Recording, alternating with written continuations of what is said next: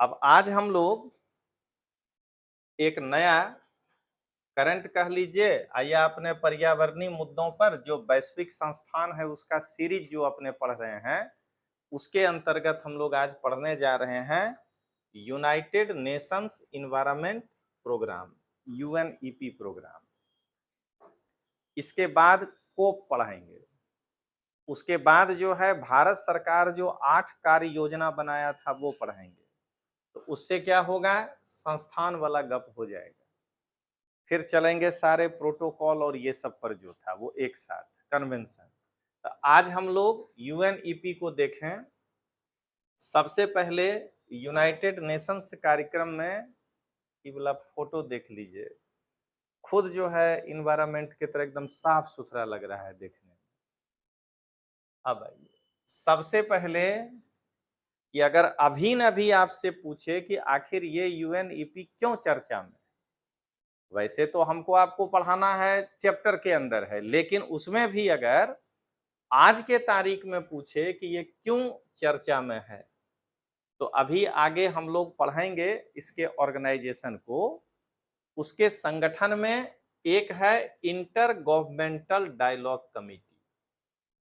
मतलब यूएनईपी के अंदर कई प्रकार के संगठन होंगे, तो ऑर्गेनाइजेशन के अंदर भाग, तो एक बॉडी है जिसका नाम है अंतर सरकारी वार्ता समिति। यानी गवर्नमेंट के प्रतिनिधि बैठ करके आपस में डायलॉग करेंगे, ठीक है।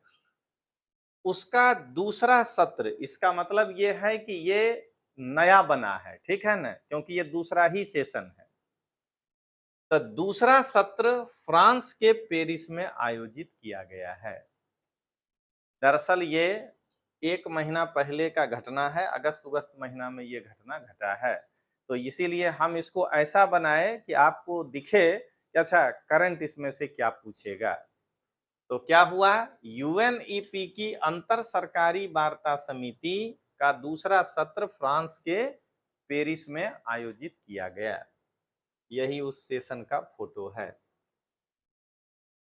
अब इसका ये जो सत्र आयोजित किया गया, उस सत्र का ऑब्जेक्टिव क्या था।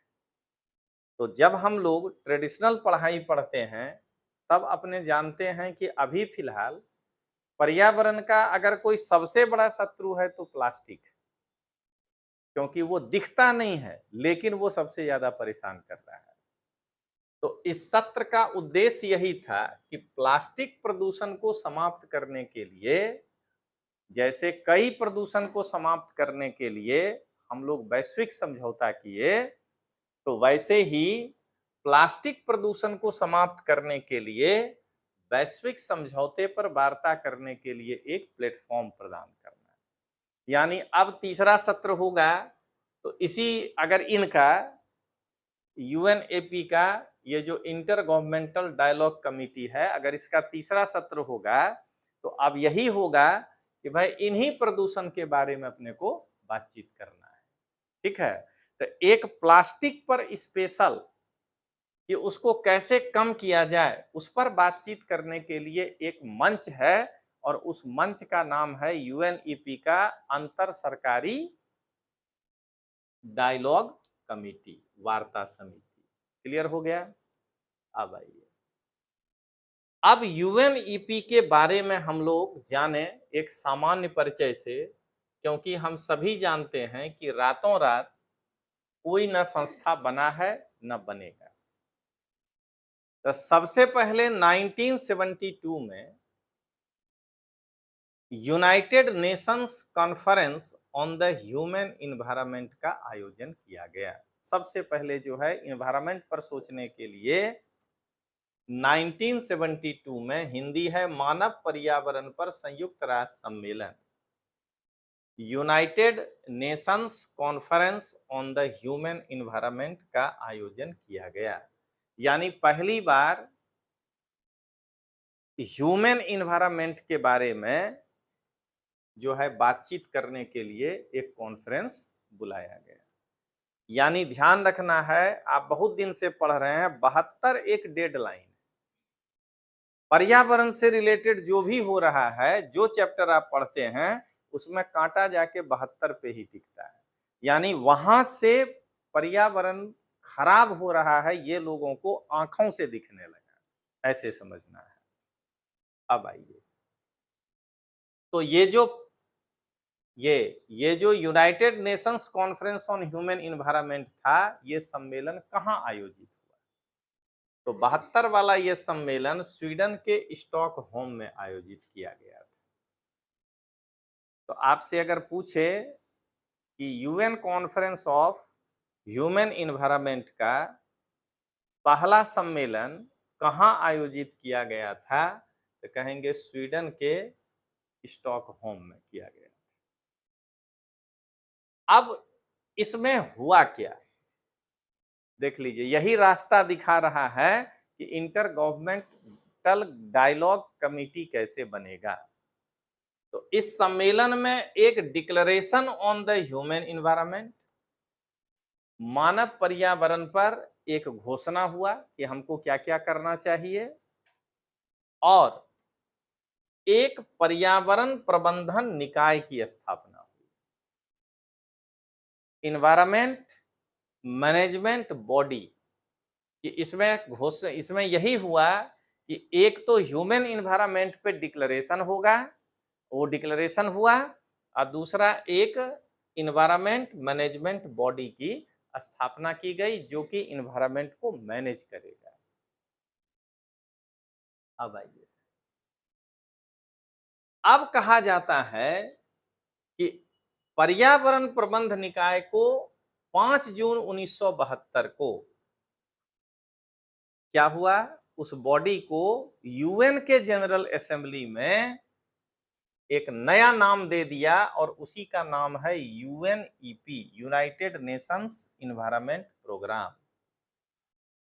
माने इसको पूरा विश्व अपना लिया, ठीक है।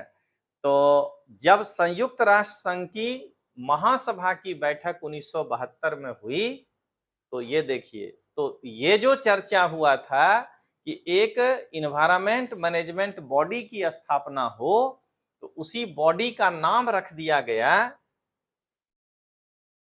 यूनाइटेड नेशन इन्वायरमेंट प्रोग्राम, यानी इसको यूएन अपना लिया, ठीक है। अब इसका मुख्यालय हेड क्वार्टर कहाँ होगा, इसका मुख्यालय केन्या का नैरोबी शहर, इसके मुख्यालय को तय किया गया। इसका हेड क्वार्टर केन्या का नैरोबी तय हुआ। अब आइए,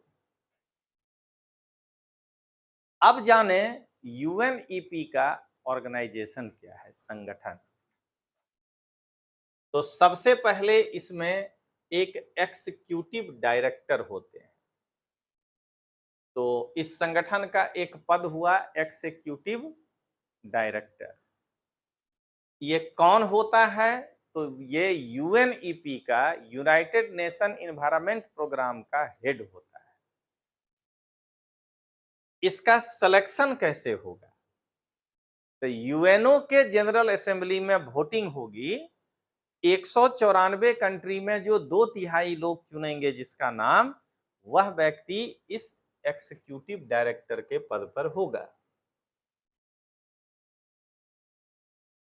क्या देख रहे हैं कि इसका चयन संयुक्त राष्ट्र महासभा के द्वारा किया जाता है। अब आइए, दिसंबर 1972 में इसका पहला जो है एग्जीक्यूटिव डायरेक्टर किसको चुना गया, तो दिसंबर 1972 में यूएन के जनरल असेंबली ने कनाडा के मॉरिस स्ट्रॉन्ग को फर्स्ट जो है एग्जीक्यूटिव डायरेक्टर नियुक्त किया। मॉरिस स्ट्रॉन्ग को जो है कनाडा का है, उसको पहला एग्जीक्यूटिव डायरेक्टर यूएनईपी प्रोग्राम का नियुक्त किया। अब आगे देखें, तो आज कौन है, तो अभी आगे चेंज होगा, तो चेंज कर लीजिएगा। डेनमार्क के इंगर एडरसन हैं अभी यूएनईपी के executive director. Inger Inger Inger और एंडरसन, ये डेनमार्क की हैं, इंगर एंडरसन हैं।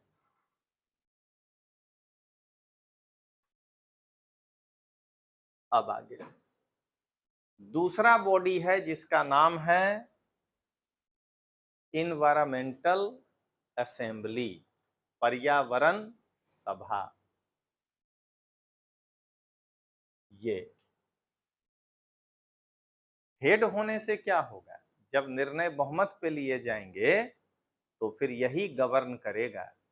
तो क्या कहेंगे कि यह यूएनईपी की एक गवर्निंग संस्था है, शासकीय संस्था हिंदी में बोलते हैं। यह यूएनईपी की शासकीय संस्था है, यूएनईपी की गवर्निंग बॉडी है। अब इसका स्थापना कब हुआ, तो इसका स्थापना 2012 में किया गया।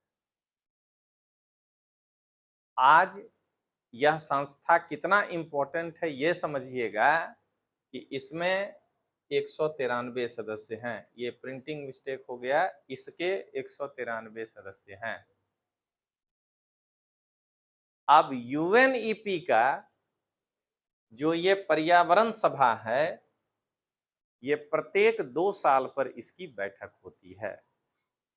यानी एक बार जो है हो गया कोई डिसीजन, तो एग्जीक्यूटिव डायरेक्टर अब 2 साल तक उसको जो है चलाते रहेगा। सेशन दो, प्रत्येक जो है 2 वर्ष पर इसका सेशन आता है। अब आइए अदर डिवीजन, ये 2 इंपॉर्टेंट है, इसीलिए उसका काम देखे। अब बाकी का खाली नाम जानेंगे, इसमें और क्या क्या है। साइंस डिवीजन, जाहिर बात है पर्यावरण को अगर विज्ञान से नहीं जोड़िएगा तो कैसे पता चलेगा कि उसमें क्या हो रहा है। तो साइंस डिवीजन। दूसरा पॉलिसी एंड प्रोग्राम डिवीजन, दूसरा भाग है जो पॉलिसी तय करता है, और नहीं तो कौन कौन से प्रोग्राम होने चाहिए वर्ल्ड लेवल पर पर्यावरण को माने कि कंट्रोल करने के लिए। तीसरा इकोसिस्टम डिवीजन, इकोसिस्टम आप पहले पढ़ चुके हैं, तो इकोसिस्टम देखने वाला डिवीजन। और चौथा है इकोनॉमी डिवीजन। अभी और भी है, governance affairs office, governance affairs office. उसके बाद लॉ डिवीजन, उसके बाद कम्युनिकेशन डिवीजन,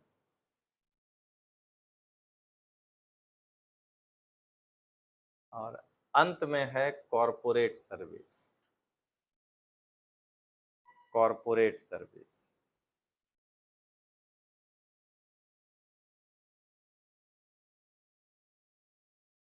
अब इनका एक्टिविटीज क्या है, गतिविधि, यूएनईपी के एक्टिविटीज।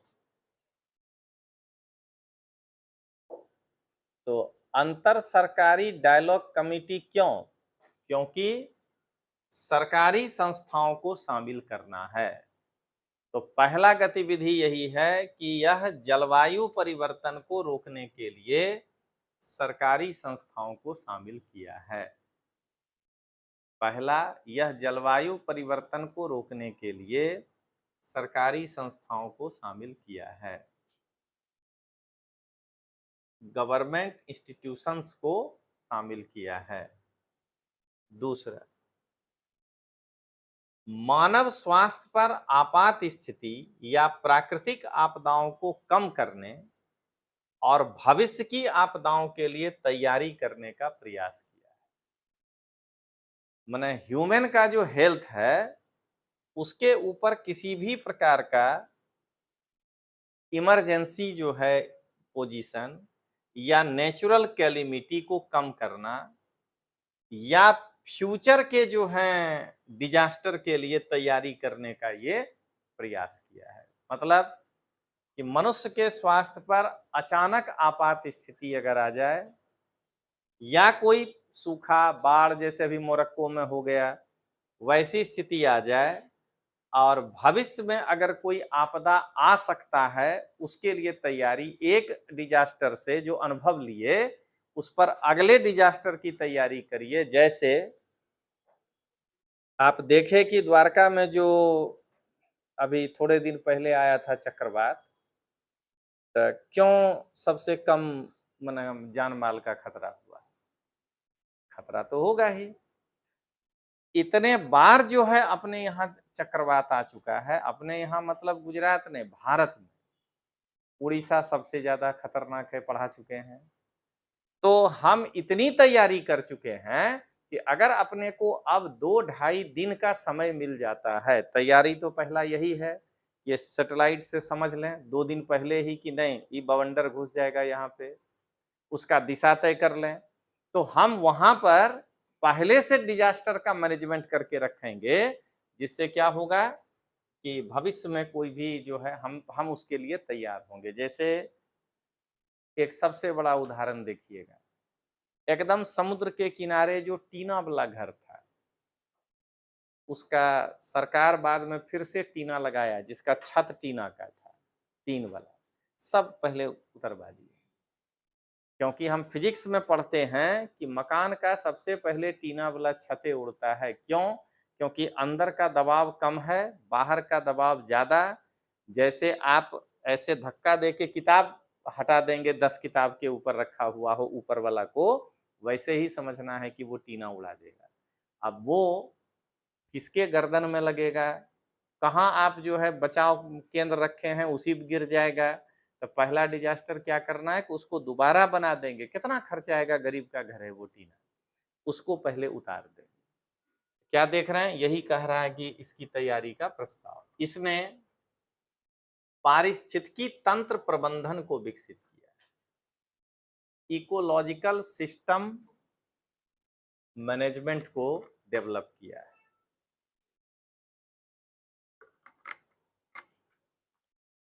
इसने पारिस्थितिकी तंत्र प्रबंधन को विकसित किया है। पर्यावरण शासन स्थापित करने का प्रयास किया है, इन्वायरमेंट गवर्नेंस स्थापित करने का प्रयास किया है,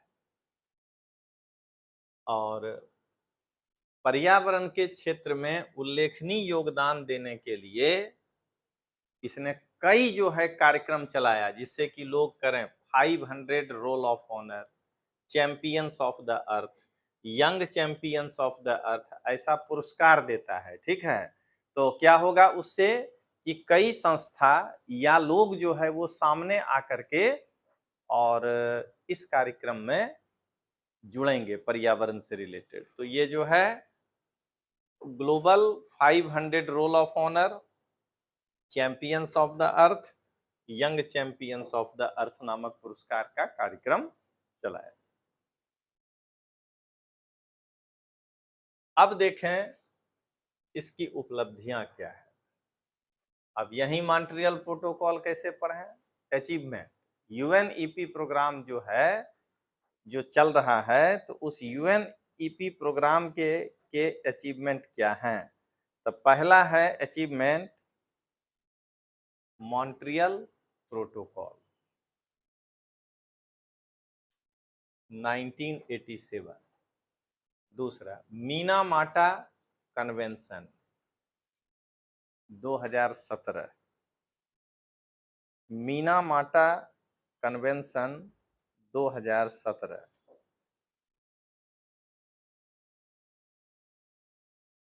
दो 2001 में मार्सलैंड के विनाश के बारे में विश्व को जो है वो सतर्क किया था। तो क्या देखे कि वर्ल्ड को पहले से बता दिया कि ये जो है एरिया ये खत्म हो जाएगा पर्यावरण के हिसाब से, मार्सलैंड के विनाश के बारे में सतर्क किया था। अगला 75 से 95 तक इन्वायरमेंट पर जो इंटरनेशनल एजुकेशन प्रोग्राम था उसको जो है ये लीड किया। और यही सबसे पहले 2000 में कहा था ग्लोबल वार्मिंग, जिसके कारण 2000 के बाद के लगातार परीक्षाओं में पूछा कि ग्लोबल वार्मिंग क्या है, इससे क्या क्या हो सकता है। तो 2000 में ग्लोबल वार्मिंग की चेतावनी इसने दिया था। 2008 में कहा कि अगर पर्यावरण बचाना है तो इलेक्ट्रिक व्हीकल जो है वो आप अपने यहाँ शुरू करिए। तो इलेक्ट्रिक व्हीकल जो है उसके लिए 2008 में ये वाहन चलाने का आह्वान किए थे। अब आइए, ये रहा करंट कि वो जो डायलॉग बैठा था, वो डायलॉग सबसे लेटेस्ट है कि वो बैठता है कोप के पहले, यानी नवंबर दिसंबर। तो 23 में तो अब ना बैठेगा, अब 2 साल में होता है, तब 22 के बाद तब 24 में होगा ना। तब 22 में जो इन्होंने एमिशन गैप रिपोर्ट दिया 2022, अभी 24 तक आपके लिए ये इंपॉर्टेंट है।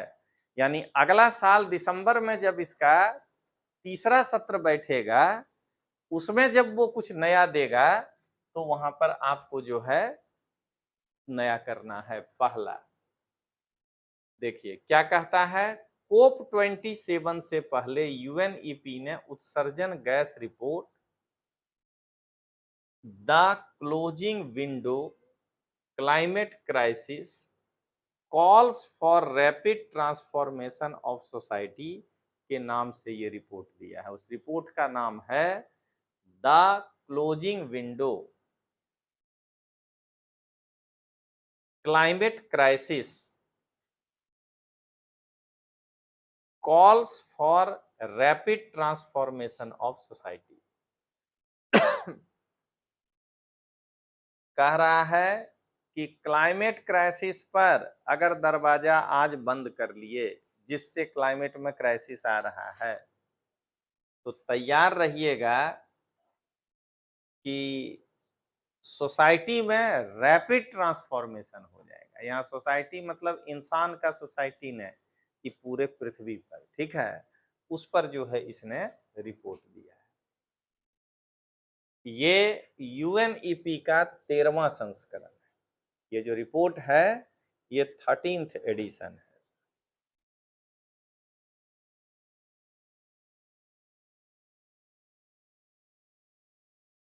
आप लोगों का ये आगे बढ़ने के पहले बता रहे हैं, भूगोल किस दिन से शुरू हो रहा है, कुछ अंदाज है आप लोगों को? कुछ अंदाज में बताइए। 1 तारीख? हाँ, वीक तो ठीक है, अब तो तारीख बताइए, वीक तो पहले बोला था। एकदम गांधी जी के जन्मदिन के दिन।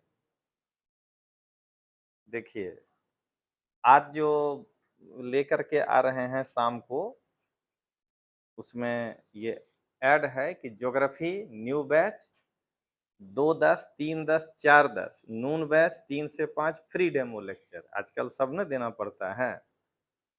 तो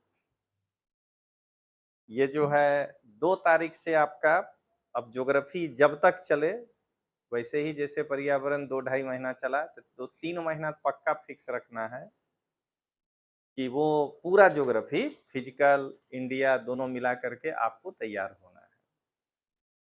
चलिए अगला रिपोर्ट, इसके अंतर्गत वर्ष 2030 में अनुमानित उत्सर्जन और पेरिस समझौते के 1.5 डिग्री सेल्सियस और 2 डिग्री सेल्सियस लक्ष्यों के स्तरों के बीच का आकलन किया है।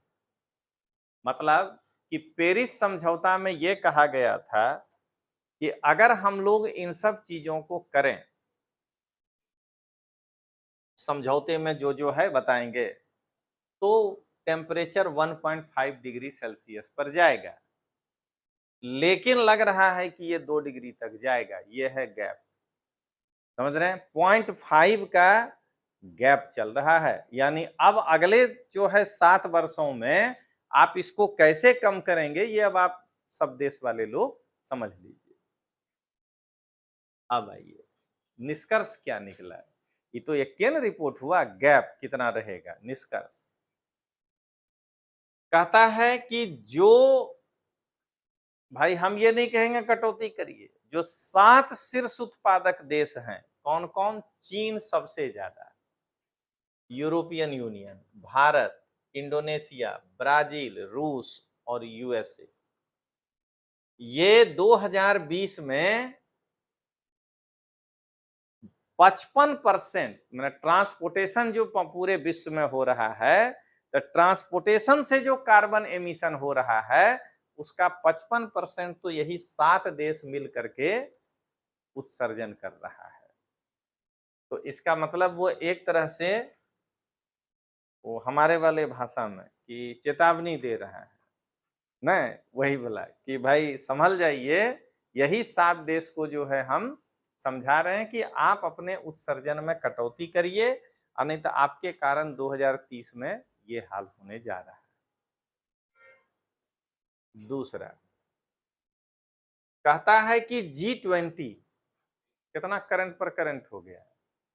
कहता है कि G20 के जो देश हैं, ये इसलिए G21 नहीं कि ये रिपोर्ट 22 का है, उसमें अफ्रीकी संघ इसमें शामिल नहीं हुआ था। ये भी बदल जाएगा तब, क्योंकि अफ्रीकी संघ शामिल करिएगा तो 85% हो जाएगा। तो कहता है कि सामूहिक रूप से G20 ग्रीन हाउस गैस के उत्सर्जन के लिए 75% जिम्मेदार। GHG का मतलब हुआ ग्रीन हाउस गैस। तो कहता है कि G20 के देश सामूहिक रूप से मिलकर के ग्रीन हाउस गैस का उत्सर्जन पूरे विश्व का 3/4 करता है, 75% करता है। अब आइए, भारत का औसत बहुत कम है। 2020 में वर्ल्ड में per person greenhouse gas का emission 6.3 tonne carbon dioxide emission था। भारत में ये बहुत कम है, ये 2.4 टन कार्बन डाइऑक्साइड एमिशन है।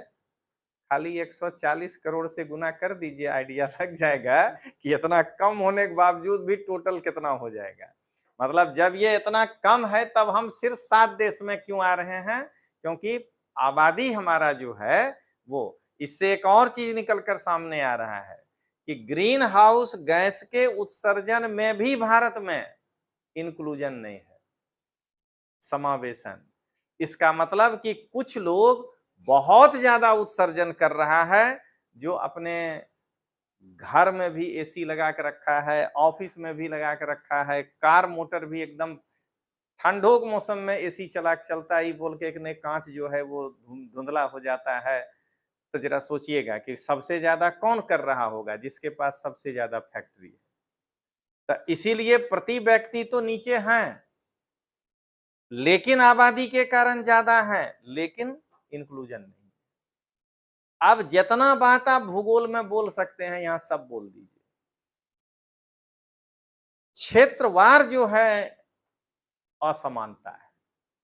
जो देश, समझिएगा, जो राज्य इंडस्ट्रियलाइज है वो ग्रीन हाउस गैस का उत्सर्जन ज्यादा करेगा।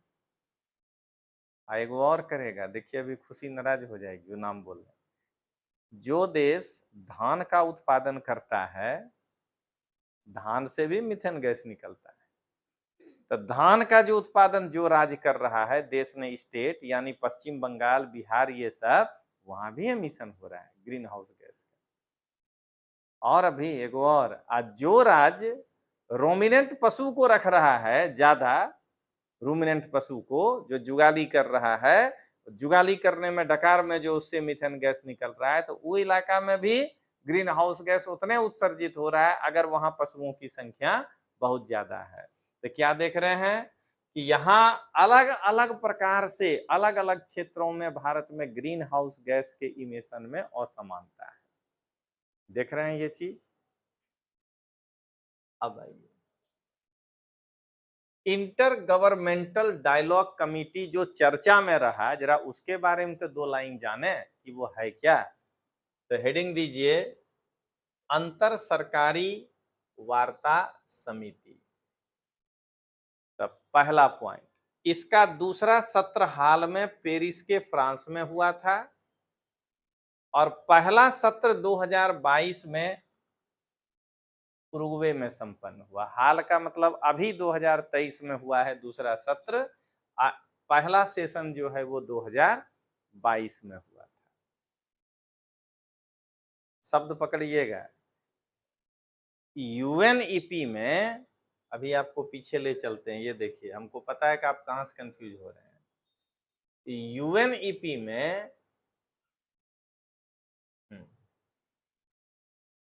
पर्यावरण सभा की बैठक 2 साल में एक बार होगी, समझ रहे हैं, अंतर सरकारी का नहीं।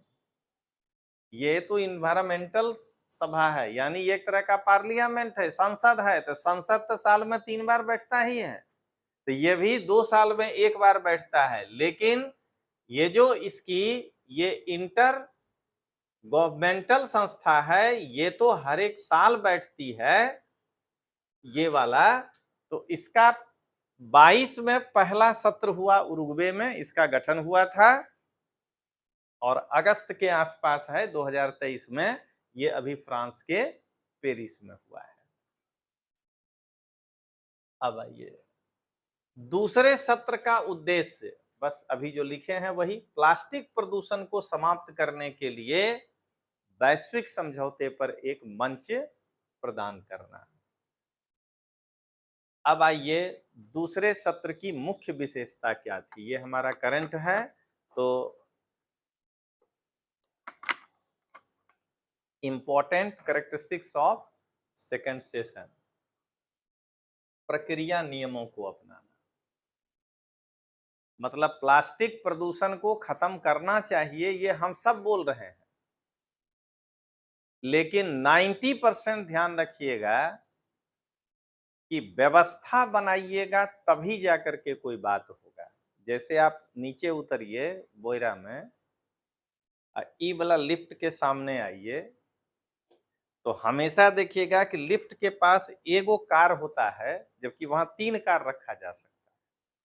एगो बीच में नहीं लगाने देता है, एगो इधर लगता है, इसीलिए कि उसी में से ऐसे जगह बाइक लग दिया गया है कि अंदर दोनों तरफ आप करिए।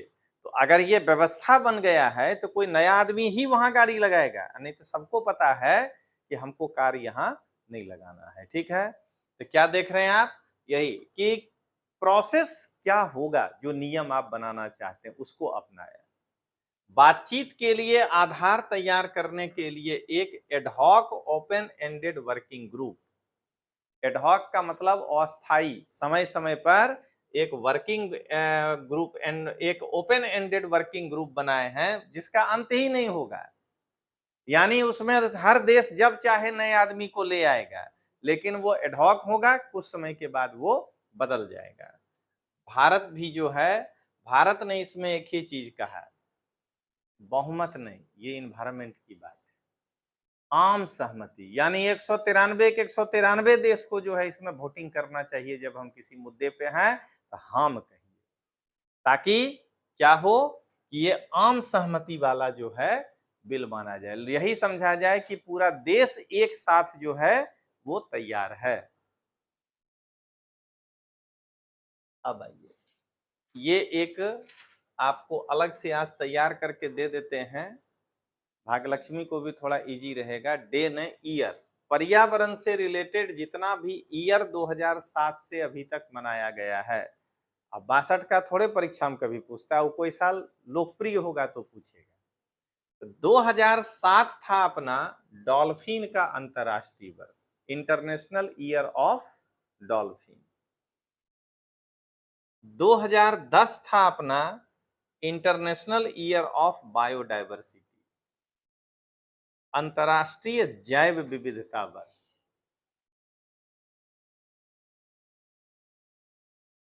2011 था इंटरनेशनल ईयर ऑफ फॉरेस्ट, अंतरराष्ट्रीय वन वर्ष।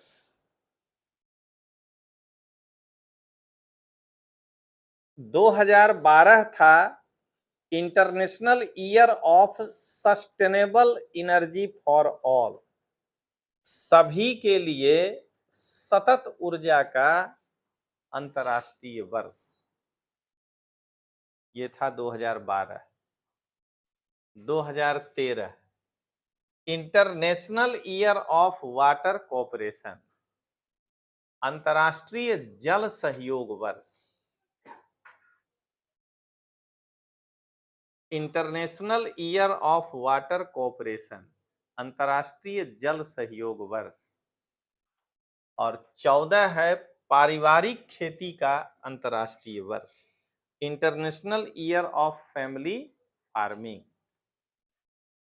15 प्रकाश और प्रकाश आधारित प्रौद्योगिकी का अंतर्राष्ट्रीय वर्ष, international year of light and light based technologies 2015।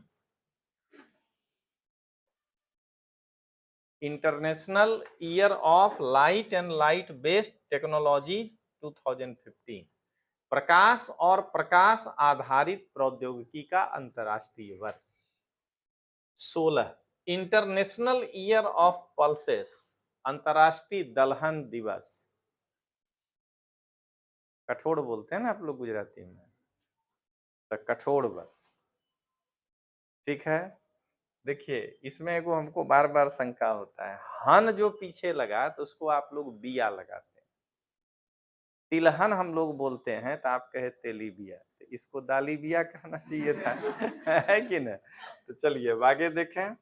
2017 में है विकास के लिए सतत पर्यटन का अंतर्राष्ट्रीय वर्ष, international year of sustainable tourism for development, विकास के लिए सतत पर्यटन का अंतर्राष्ट्रीय वर्ष। 2020, इसीलिए कि बीच में जानबे करते हैं जो हुआ कोरोना से लेकर सब, तो अंतर्राष्ट्रीय पादप स्वास्थ्य वर्ष, international year of plant health.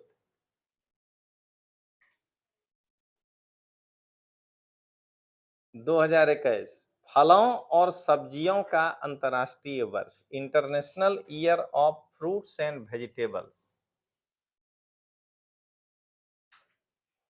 तो इस तरह से आप यूएनईपी के बारे में जाने। आप खाली देखते जाइए, ट्रेडिशनल पढ़ने के बाद ये जब पढ़ रहे हैं तो आपको कितना मजा आ रहा है। तो चलिए मिलते हैं दोस्तों, अब एक नया संस्थान देखेंगे अगले क्लास में।